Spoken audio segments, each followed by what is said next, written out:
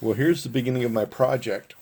This is my living room. You can see a TV mounted on the wall, and then below that is a cabinet-mounted fireplace.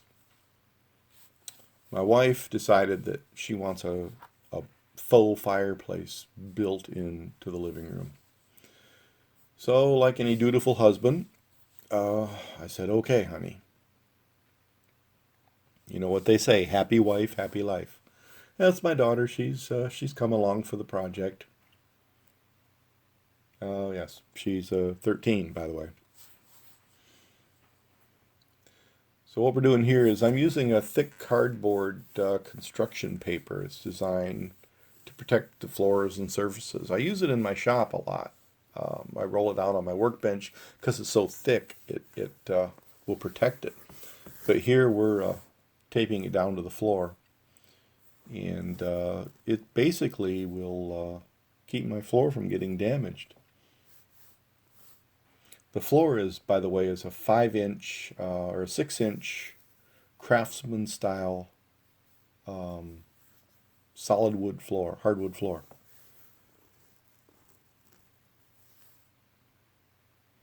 It's absolutely beautiful if you've seen it in person. And I don't want to damage it, of course. And here's my daughter helping out a little bit. She's running the tape. Now here I'm just double checking the TV to make sure it is absolutely level, and I'm marking out the position on the wall. This is important because we want the TV to be exactly in the same position as it originally was. And since the fireplace is going to be, in essence, built around that position, everything has to reference from those points. The TV mounts to the wall with kind of a French cleat system. It has a lock so you can't easily get it off there, and it can't be knocked off the wall. But it's a pretty simple mount. It doesn't pivot or hinge or anything like that. It's just a very simple flat mount. It allows you to tilt the TV a few degrees up or down so that you can get it directly at the audience, and that's about it. Now here I'm getting my reference lines marked up on the wall so I can make sure I absolutely do this right. You know, you only get one shot when you start building something like this. Undoing is not an option. It has to be done right from the beginning. So you'll probably see that I measure and remeasure, and then I check my level, I check my plumb, and then I measure again just to make sure. Now one of the problems with this is this outer wall of the house, where the fireplace is going to go, doesn't actually give me an option to hook it up to any of the studs that are in the wall. So what I'm going to do is I'm going to use construction adhesive, and I'm going to attach the studs to the wall so that they can't shift, and then I'll just anchor them into the bottom and top plate with 4-inch deck screws. I like the deck screws. They're stronger than sheetrock screws, of course, which are not really good for construction, and they won't oxidize.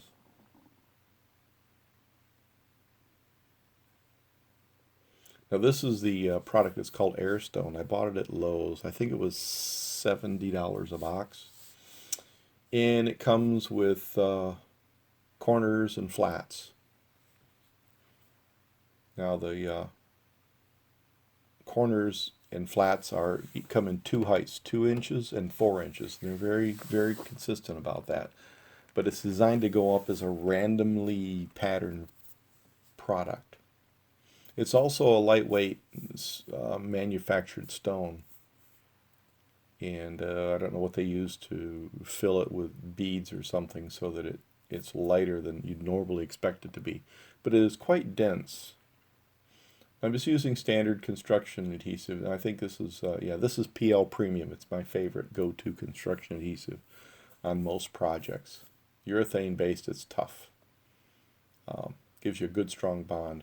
Now, I put a dollop of construction adhesive down the wall about every 6 inches and about 1.5 inch dollop, and that just gives me a nice spread so that if for some reason we sell this house in the future, somebody wants to remove this, it will leave some damage to the wall, but it won't be catastrophic. You could easily repair it using standard gypsum mud. But again, because I can't tie this to the studs in the wall, I have to anchor it top and bottom. The 2x4s I'm using are just laid flat, as you can see, and they're going to form the basis or the frame that everything will be built off of and around. I'm not going to attach it to the ceiling or the floor. It's just going to be pressed up against there. Here I'm just confirming where all the existing studs are, because I will attach to them where that's possible. Now this first piece I'm putting down here, this rail going in here, is simply for the bottom of the hearth. The fireplace, I plan to make it about 10 inches deep from the wall, and the hearth will come out 20 inches. It'll have the look and feel and texture of a real fireplace without all the mess and fuss. I thought about putting an alcohol-based flame fireplace in, but the issue there is while those are nice and they're safe to burn, the problem is any particulate in the air when the flame is on, you will combust those particles and you'll get a smell of burning in the house, and I don't like it. I find it unpleasant. So the electric fireplace was our only option. Again, this next rail going in is the top of the fireplace recess, and it's actually anchored into the studs of the wall. I'm using, for all the anchors going into the wall, I'm using a 4-inch decking screw, so I get good solid anchorage. Now the drywall in this house the outer walls are all 5/8 inch, and so it's really thick, nice and dense. Now here I'm starting out to I'm going to put the next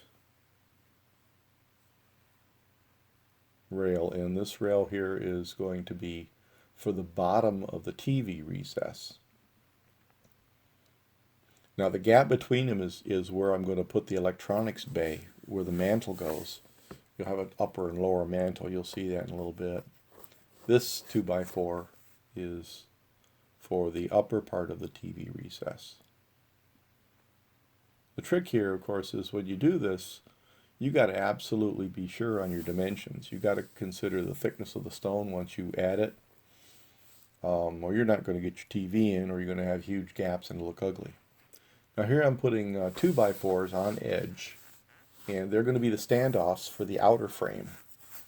So basically I'm building a big rectangular cabinet.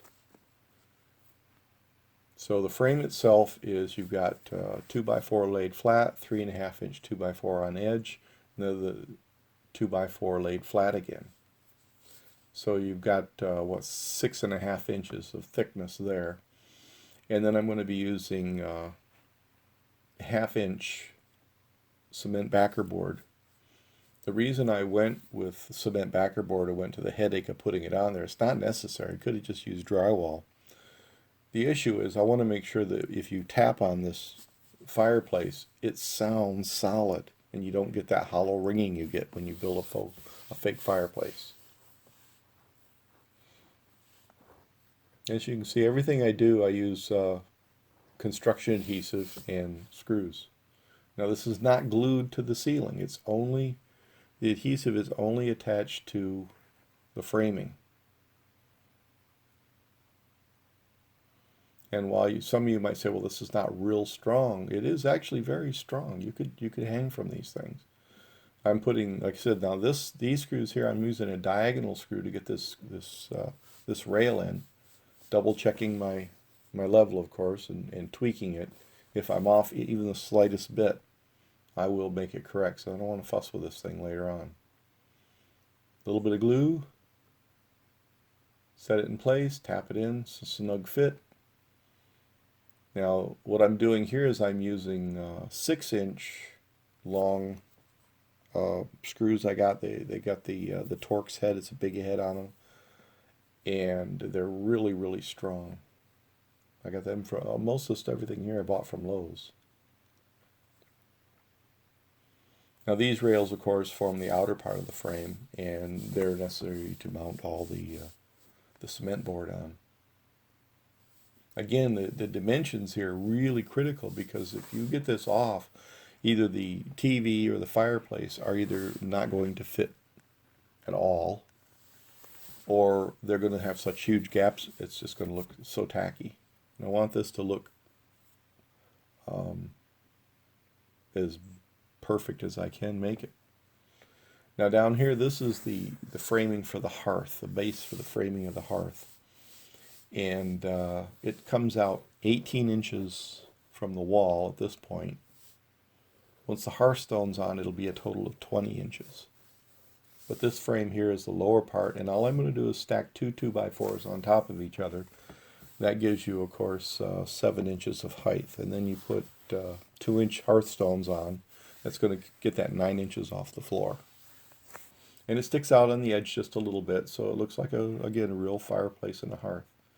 Now, it's not attached to the floor at all. Like I said, it's just setting on the floor and anchored to the frame.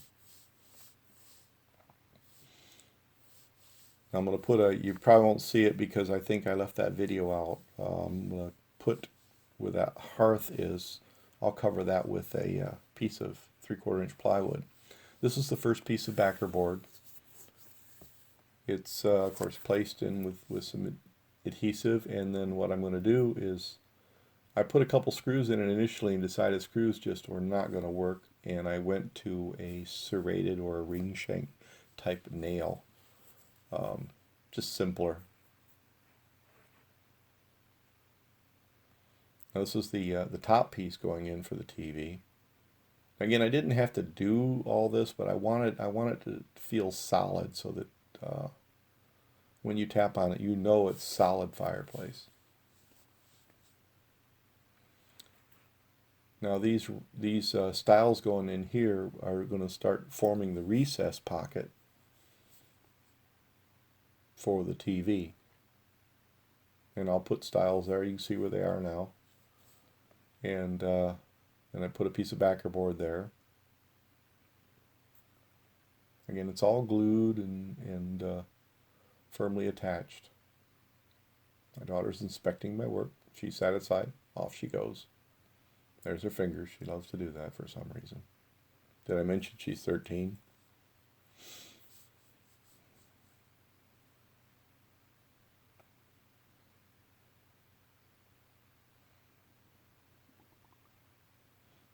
I went through about 6 tubes of construction adhesive when the whole thing was done. I used the larger tubes. All right, here's a piece of backer board.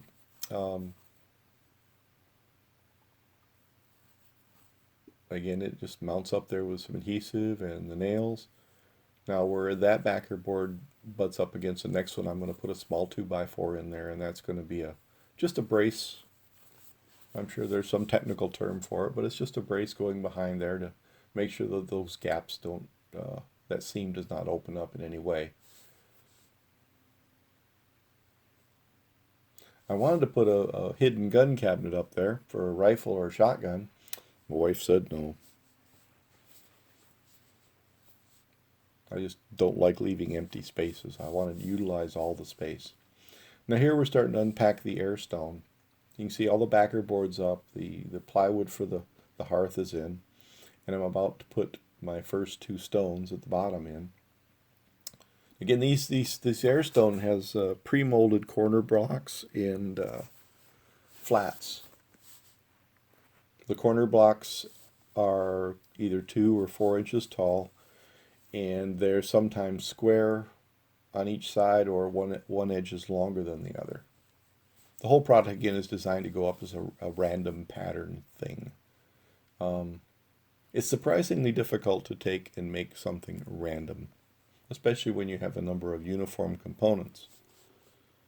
So the flats come in lengths of 4, 6, 8, 10, and 12 inches. And they are also 2 inches or 4 inches tall. Now the bottom, the first course, I used 4-inch all the way around, just to add a little bit of symmetry to it.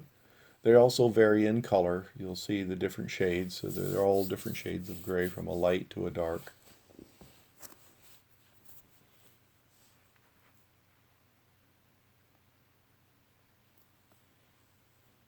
I certainly wish putting this stone went that easy, but it was a headache, just tedious work. And here's the difficulty. Now, here's the next set. I've got the mantle, or the hearth, all done. Now I've got to start putting the columns together. And the big issue here is I didn't think about it up front, but what happened is if I'd have made it wider, I could have probably used all the stones or found some combination of stones where I'd have to do very little cutting. But if it would have been made bigger, the fireplace would have been made bigger, it would have been just oversized for the room. If I'd have made it deeper, other than the 8 inches, 10 inches it is with a stone on it, it would have protruded into the living room too far and overpowered. If I'd have made it wider, it just wouldn't have fit the way we wanted. And you can see I'm checking the level again. And here's just stone after stone. Almost every one of these stones had to be cut. Probably 80% of the stones needed to be cut. Oh, by the way, cutting the stone is pretty simple. You can use a hacksaw. I went through 3 blades, but it cuts very nicely. But I did all the cutting outside, of course, to keep the dust under control. Now you can see the gap there between the mantle, or where the mantle will be, the TV, and the fireplace. You can't quite tell really well, but there's 2-1/4 galvanized steel pipes that have been attached to the framing. And those will be a support for the mantle. And they're strong enough for me to sit on them. Here's the hearthstones coming in. I got those from Menards. Oddly enough, I couldn't get what I wanted at Lowe's. And I just had to notch the 2 end pieces so that they would go around the columns. And I attached them to the plywood underneath with just more construction adhesive, and it served just fine. The gaps between the hearthstones, I'll grout them later once this is all done. And here I'm putting the top border stones, the corner pieces around where the TV recess is. I'm using 1/4-inch wooden dowel rods as a support, holding them up while the adhesive sets. While it seems to be a pretty simple project, there's a lot of little details to make it right, and not to forget that we're trying to build random patterns and colors, and that is so hard to do. Now I am going to put a keystone at the top here. You can't quite see it where the fireplace is, but there's a keystone there. I just always think that adds a nice touch. And I cut it at a small angle so it looks like a regular keystone you'd see in any kind of masonry work. My wife thought the keystone I put up here for the TV looks like a tooth, but can't have everything. I just chose one dark one. I thought it added a little nice touch. And you'll see it going in here in just a second. There it is. Put some glue on it, stick it in place, prop it up. There's my keystone. Now I'm painting the back wall where the drywall is with a gray latex that matches the darkest stones that we have there. It's got just a little bit of a green cast to it. And basically it's just to maintain a shadow effect. So if you do see any gap around the fireplace or the TV, it's all shadow. So it looks very natural as part of the fireplace. Now I'm getting the top part in. I'm thinking, ooh, this is going to be great. I got this big space. I want to cut very many stones. Boy, was I mistaken.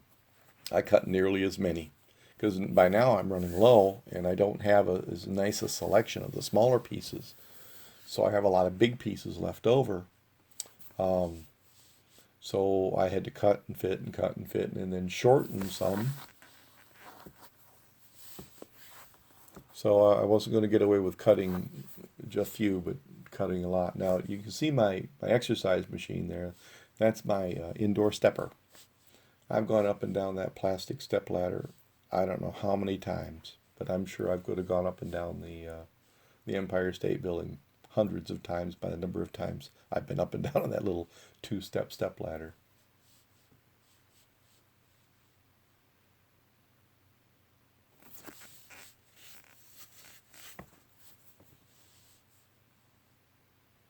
Here's just a process of gluing, trying to maintain some level of symmetry without being symmetric, double checking level,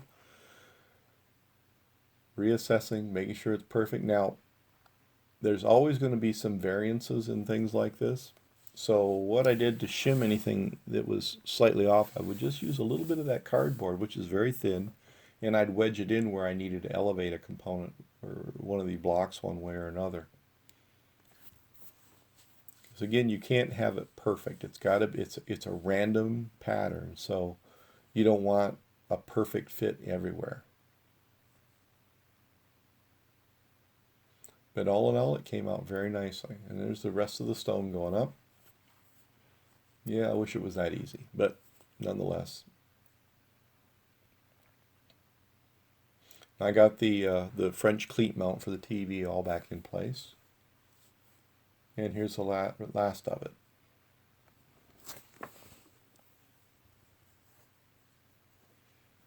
Yeah, I turned the TV on the sofa there on the love seat. I like to listen to the news when I work.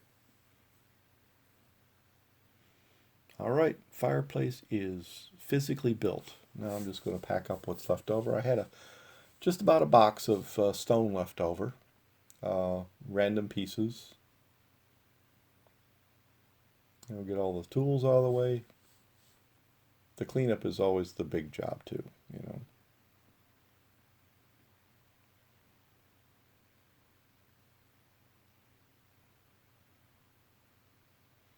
The cardboard on the floor worked perfect as I had hoped it would. It protected my floor, no dents, dings, or any damage to it. Get all the dust up, get it all swept out of the little gaps of the wood. And we'll dust and it's good to go.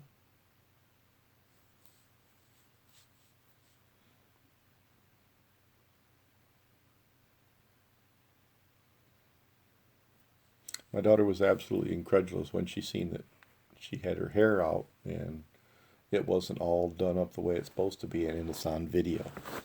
She's not happy about that. Okay, now this is the first shelf plate for the TV recess.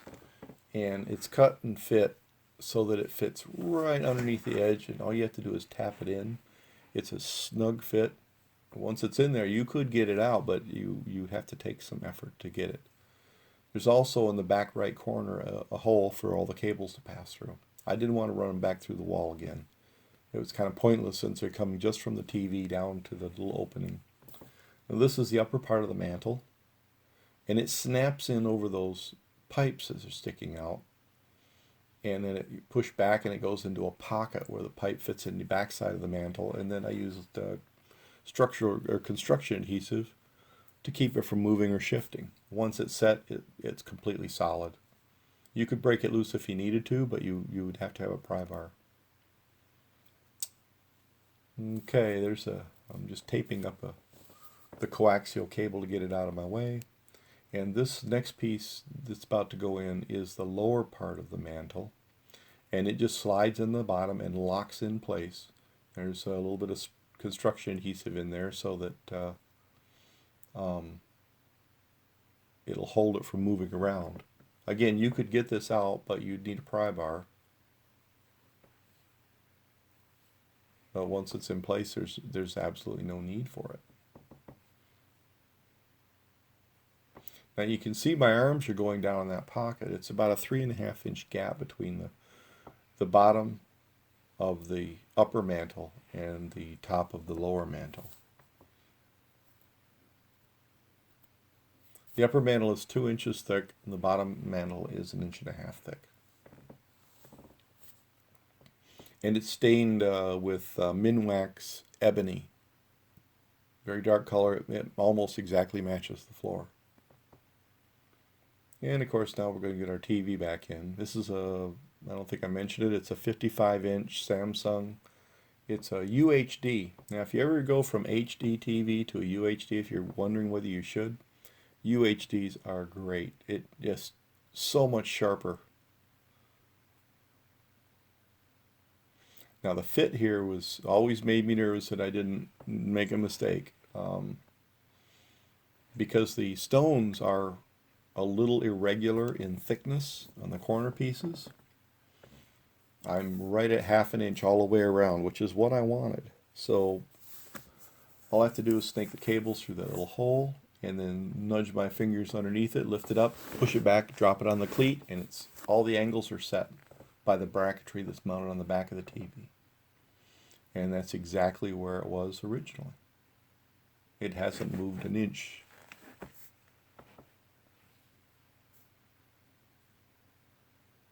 There it is. I'm happy.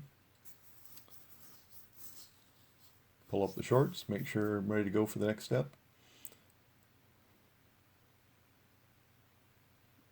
And of course, finally, I'll put the faux fireplace in. Oh, nope, I'm sorry. This is the satellite receiver DVR, and it slides in. You can barely see it from this video. It's visible when you're in the living room, but if you're not looking, you won't even notice it sitting in there in the recess. And here's the Blu-ray player going in. Those are really the only two components that are on this TV. But it's all we need for what we do here. It's just a family room. We don't play video games. We have a separate system on the ground floor. It's in the theater, and it's with a big screen where you can play video games. Now I put a 110 outlet there that actually has another outlet that's hidden that you didn't see in the mantle. And it runs down on the left side of the fireplace as an outlet in the wall, and I just snaked a wire through the wall and tied it into that receptacle. So I'd have 110 volts for the fireplace and the TV. You can see it just slides right in. That's a 48-inch electrical LED fireplace. One of the few things I bought from Menards. It just fits. There's a little bit of gap around it, and it's just right because this is a backlit fireplace. You can see around the edges it has different colors that you can activate. Yeah, it's done. And you see how the different colors add enhancement. Yeah, what you're seeing is there's the outlet, there's the antenna feed, a couple little things. I got to put plates on the wall. But you can see the detail of how the stone is around the corners, around the TV, around the fireplace. You can see the hearthstones. Sorry, it's a little shaky. The simulation on the fireplace is pretty nice. We like it. The only thing it could use would be a crackling sound effect. But there it is. Again, the upper part of the fireplace protrudes from the wall 8 inches, 9 inches. It varies a little bit because of the thickness of the stone, but no more than 10 inches. The pot lights are LED, low voltage LED on a dimmer. And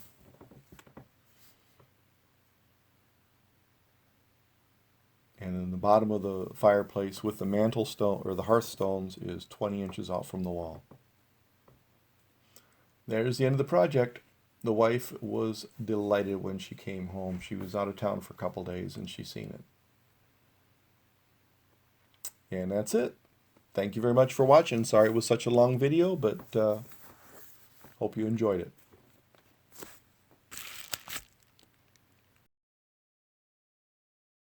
Were you videotaping still? Good? No, don't put your fingers in front of it, honey. All right, hit stop. All right, hit stop.